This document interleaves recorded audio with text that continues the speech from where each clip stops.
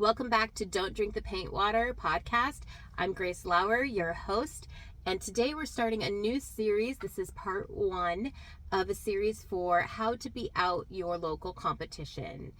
We'll be going over today quality finishes and designs.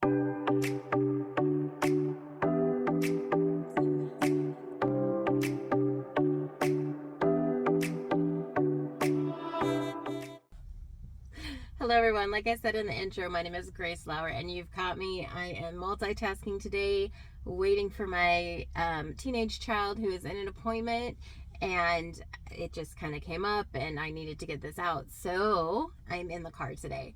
However, I wanted to talk to you a bit about quality finishes and design. This is a hot point for me. This is definitely something that I could talk about all day. So I'm going to try to keep it to 4 points, and let me go through those and describe each one and how you can do them better if you're not already doing that. So over the years of design, interior design education, and furniture refinishing that I've been doing, I've discovered that these are things that will help you gain more rapport with your customers in the local market, be able to sell at a higher price point, and provide more quality and unique items for your customers. So in doing so, you can work smarter, not harder. Instead of having to flip 2 to 3 pieces a week to make $1,000, you might be able to flip 1. I'm serious. I do it all the time. I flip 1 piece of furniture and I can get a profit of $1,000 or close to it. So, and usually that piece will take a little bit longer than a standard painted item. However, the hour or 2 more I spend on it is well worth the time versus having to completely flip an entire new piece or 2 pieces and then have to stage them both, photograph them both, list them both, sell them both, and all that stuff. Like, it winds up adding so much more time to do it the long way and just pump them out like a manufacturer than it does to take time to make sure you're providing a quality finish and design. Okay, so let's get down to it. I've got an example. I will put it in the YouTube video, but I know this is a podcast, so let me explain. I have quite a few examples, but here's one that I've done. It is a drum table that I purchased for $20. This drum table was ugly. It was dark stained, and it was beat up, and it just really was not very beautiful at all. I probably shouldn't have even paid $20 for it, honestly. It was in good condition. The wood was very hardwood, and so it was very strong and sturdy, and that is definitely something we'll talk about in a minute. So second, it took me $20 to purchase the item, $16 in paint supplies and sealer and paint brushes or whatever it was I needed to create this particular finish. And the thing of it is you don't have to be an artist to do this. You just need to know how to paint by number. So if you can figure out a way, which I have several methods that I use to transfer a design from a graphic online that you can print or one that you can project even onto your piece, and then you can trace it.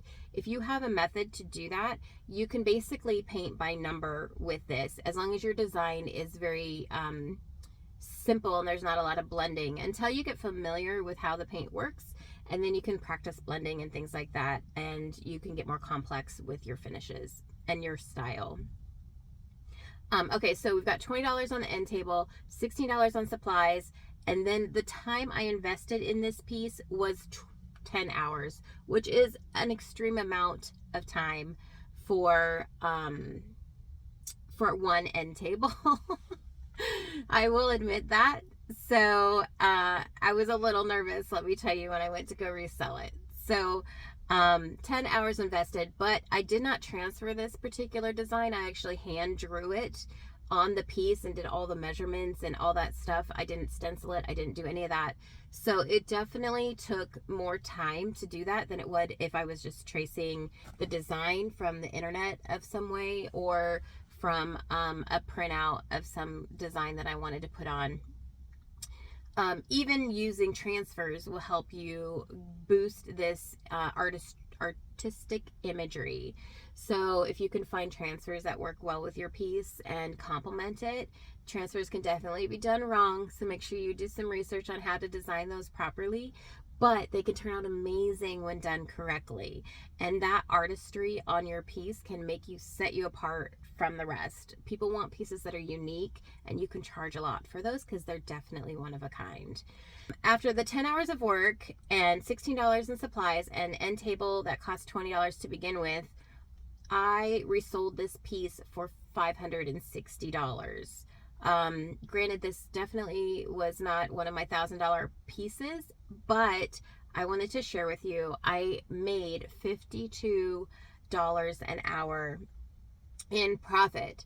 So my goal is, as an experienced refinisher, is to make a minimum of 50. And that's one reason I chose this piece, because for one end table, which is already hard to sell, it's difficult to sell one and not a set. To be able to charge this much. Imagine if I had the matching one to it and I made 2 of these. First of all, the second one wouldn't take me 10 hours because I've already created and understand the process of how to do it. So it probably would have taken me closer to 8.5 hours. But then to be able to sell these 2 pieces, I could create these 2 pieces in 2 to 3 business days and be able to sell them for over $1,000 profit. So that definitely is something to look at when you're selling items. Usually don't pick one-of-a-kind nightstands or end tables because they are harder to sell. But if you make them unique enough, they'll usually sell quickly. I believe this one took me, I think it was a week and a half to find a buyer for this one. And I did have to drive to deliver it to the coast in South Carolina. I was living in South Carolina, but I was living inland.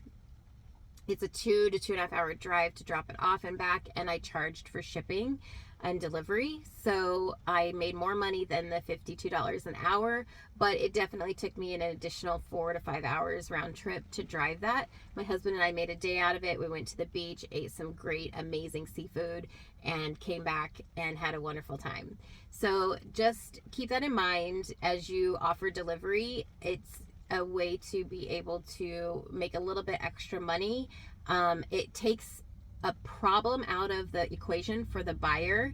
So her problem was getting it from Columbia to Charleston, and I solved that problem for her, and she was glad to pay me for my time to do that.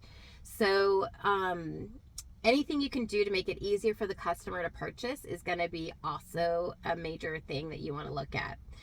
Okay, so the 4 items I need to talk about after going over the example is, number 1, these are for quality finishes and design. This is what we're talking about. How to set yourself apart visually in your listings by providing something that is unique and different, and it may not be for everybody actually.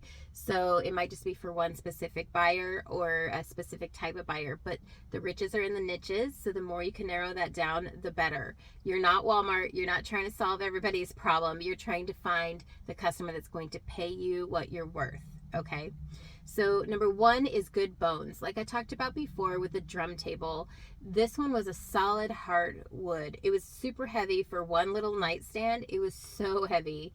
And this is key to making sure that you can provide a quality product. Now, that's not something you can really control, except don't purchase things that are made out of particle board, MDF, laminates, and all those other items. Like, be very specific with what you purchase to refinish. Don't just take anything and everything. And yes, it may cost a little more to get a real wood item. However, that's just something you pass on to the customer. You don't have to, you're not eating that cost because you spent, $100 on a dresser to get a real wood one versus $60 for a particle board. You are passing that extra $40 onto the customer in the sales price. It goes into your equation when you go to price out your item.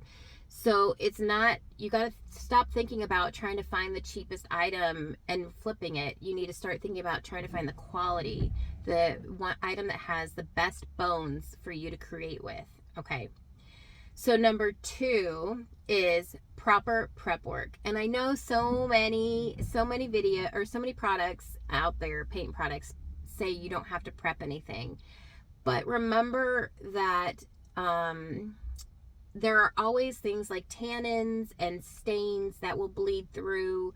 There are surfaces, like really slick surfaces. If it's a high gloss finish on your tabletop or your dresser top, that needs to be prepped, or else your paint's not going to stick. The smoother it is, the worse your adhesion is going to be. And then the problem is your customer is going to come back to you later and be like, what the hell? Okay, so we definitely need to make sure that we prep our surfaces properly. I'm not going to go into that. There are a lot of ways to prep things via scuff sanding or priming, or, you know, your cleaning methods and all those things that go into prep work. But I'm telling you, the 15 minutes it's going to take you to do the extra prep work steps, definitely worth it to make sure you have a quality finish for your customer. Okay. So prep work is number 2. Quality finishes for sure is needed. And you know, all those chalk paint companies, they have great products, and if they have like a really easy surface for them to adhere to, it can work without prep work. However, they don't know what you're painting. They don't know if you're painting metal. They don't know if you're painting lacquer. They don't know if you're painting raw wood. So they cannot claim that necessarily without knowing exactly what it's going on. They say it can be painted on, you know, all these things, but if you ever try to paint glass with chalk paint, you can literally take your nail after it's dried and just scrape it right off, right? Because it's a smooth surface. So you want to make sure for sure that you do a little bit of prep work to make sure that there's enough grip and tooth. It's called tooth, actually, and I don't know what the plural term is for it, because tooth is like the little teeny tiny, like, micro grooves or pits that your paint can seep into and grip onto. Adding that tooth texture by like scuff sanding or adding a primer, like that's gonna give, if you ever wonder why primers look kind of rough, that's what that is. It's adding tooth to the surface, and that's what your paint can adhere to much better than if it's just a regular like surface you just cleaned. And no, do not ever not clean your piece. That should be a given. Okay, number 3, and I know I'm running a little long here, so let me get going, because like I said earlier, this can be my soapbox. I definitely am a stickler for quality finishes, and it has served me very, very well in my price points. So my profits as well. Okay, number 3 is quality products and supplies. There's a whole lot of information I have on quality products. As far as paint products go, in my webinar that's free, it's the 5 myths that are costing you money for furniture refinishing. So make sure you go ahead and check that myth or that out. I'll put a link down at the bottom in the description of either the podcast or the video here. So 5 myths about furniture refinishing is going to go over the quality of paints. It doesn't go over necessarily brand by brand, but it talks about making sure that you are researching and making sure you're purchasing a quality paint for your project. Okay, so quality paints and brushes and things like that, it doesn't have to be the most expensive. I want to make that clear, but it definitely should not be the cheapest either. Okay, so like if you look at the back of it, it will say that it only covers so many square feet per quart. You want to have the highest amount of square footage in coverage per quart to know that it's a good quality product. And I'll go over that in the myths thing. But having a good quality products to either apply your paint or to actually paint and seal your project are going to save you time, save you money, and above all, make your customer happy because they have a finish that is quality and they have a finish that will last for a long time. If you do choose to refinish it in wax versus like a poly or a varnish, then you're going to need to make sure you give care instructions. I highly suggest it for any sealer, actually, give them care instructions for how to clean the piece and take care of it. Wax breaks down over time and it will need to be re-waxed in a couple of years or less. So you want to make sure that they are aware of that if that's what you're using to make them happy over the long term. And providing them with care instructions is super easy. Like that's something you can type out one time for varnish, one time for wax, one time for poly. And you can take those, one time for shellac. You can take those printouts, print them out and hand them to each customer as you go, as you decide which finish to use. And that one-time investment, which won't take you very long, because a lot of it has to do with just reading the product descriptions and cleaning instructions on the actual label or their website even. Just take time to make that card, and that card, that added value is going to be given to the customer in the end. Be like, oh, and I've also prepared for you a cleaning and care instructions so that you can get the most out of this piece and have it last the longest for you and your family. So that's just something that shows the customer you care a lot, and it definitely adds value, which in turn makes them feel more comfortable about spending the price that you're asking. Okay, so that's number 3 is quality products and supplies. Number 4, intentional design. Intentional design. Oh, this is my bad soapbox. So let's see if I can get through this quickly. Intentional design is what I consider intentional design is making sure you take time before you even put paint to your piece to think about how you want to design it, to write it down, to document it. I have a whole course on this. This e-course I have a background in interior design, and I have faux finishing training, professional faux finishing training, and I have things like that. I've been refinishing furniture since 2015. So all of those things in my life, I have compiled into what I call an intentional design. My program that I have is the Designer DIY Framework.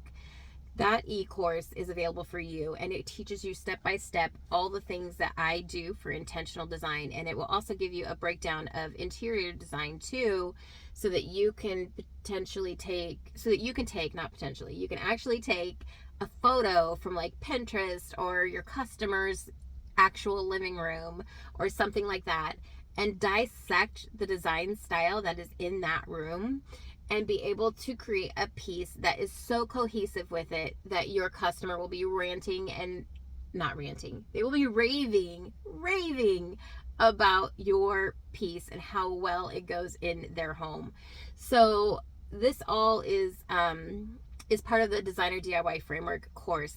And I'm not going to get into that too much today because that's my soapbox, because that's my jam. I love design, and I love interior design. I love furniture design. And so let's talk a little bit about intentional design specifically. So intentional design, I would consider, is like something a lot of furniture refinishers don't even attempt to do. And you don't have to be creative as far as like artistically creative to do this. You just have to be aware and thoughtful with the way you do things. So stuff like buying your hardware first, or because your hardware, you can get some really unique, awesome hardware, and that could inspire the entire piece. Okay. But not have hardware be an afterthought is really the key there. Hardware should be included in your design process. And learning like what types of design your local clients prefer is going to help you sell things more. So diving into the market research of that and your ideal client, all of that is in the Designer DIY Framework. But designing intentionally is basically having a plan, really, is what it is. It's having a plan on what to do. And that doesn't mean just like, oh, I'm going to paint it blue with a wood top, right? Like, it means, am I changing the footing, the feet? Am I actually redesigning part of this? Am I turning this dresser that's missing a drawer into a bench? Am I turning, and it doesn't have to be alterations to the piece. It could be like Maybe you want to do stenciling on the sides of the drawers, or maybe you want to put wallpaper and shelf liner in the drawers themselves. Like all that pattern that you're picking for your hardware and for your drawer inserts and your stenciling, all of that needs to be cohesive, right? Like it needs to work together. So making sure you have a plan before you just slap some paint on it and go, oh, maybe I should have painted this gray and not blue, because the things I'm buying that I love are actually like more gray tones, and they don't go with the blue shade because it's too cool or too warm or blah blah. Like you want to make sure that all of your paint colors, all of your stain colors, all of your hardware, all of your inserts, all of your stenciling, any of your Prima stuff, your transfers or your molds or any of that stuff you're adding onto it, all of that design style is cohesive and you have a plan, okay? Like you can make that plan while you're intimately cleaning and sanding and scuff sanding and prepping the piece, and you can stand back after you see it clean and ready to go. Like, what is it speaking to you? It might have certain things on it, like MCM is very specific in the way it's designed, so you definitely want to go with more sleek and modern things if you're adding anything to it at all. MCM is very specific. A lot of their people love to have the style in its traditional state, which is usually like a wood finish, like a stained finish.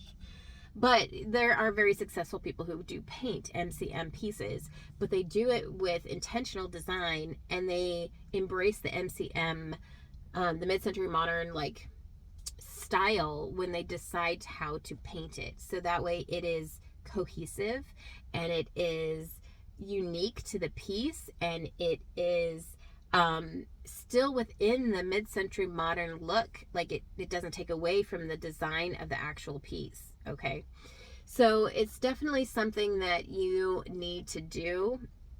Again, I have a soapbox on this, and I'm not going to go dive in too deep because it's all in my course, the Designer DIY Framework. You can find it on my website, or you can find it on my Etsy page, and I'm on uniquelygrace.com and uniquelygrace.etsy.com as well. So it's really easy to find, Designer DIY Framework. And yeah, so those are the four layers, I would say, that are part of this foundational key to how to beat out your competition in a local market.